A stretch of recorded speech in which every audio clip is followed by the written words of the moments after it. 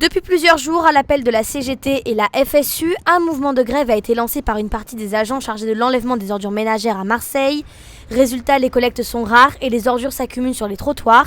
Et c'est le mouvement contre la réforme des retraites qui est à l'origine de cette action.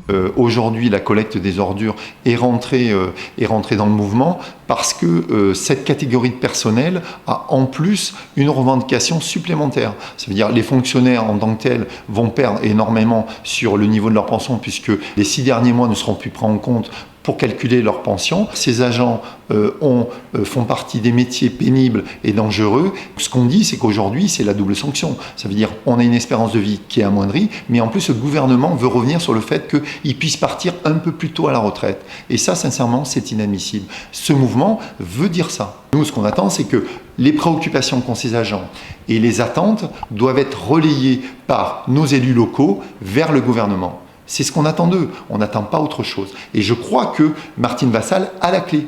Actuellement, 3000 tonnes de déchets seraient dans les rues de Marseille et le mouvement pourrait s'amplifier. Aujourd'hui, ça se durcit et moi je préviens la métropole, on doit trouver des solutions. On doit trouver la solution de l'ouverture de l'écoute. Et cette écoute, elle doit venir, en tout cas de l'administration Vassal. Nous, au niveau de la métropole, on ne peut pas intervenir sur cette problématique, la réforme des retraites. Je veux bien, moi, personnellement, écrire au président Macron pour lui dire que sur cette réforme de retraite, il faut qu'il écoute certains syndicats et qu'il les reçoive. Et je pense qu'il les reçoit.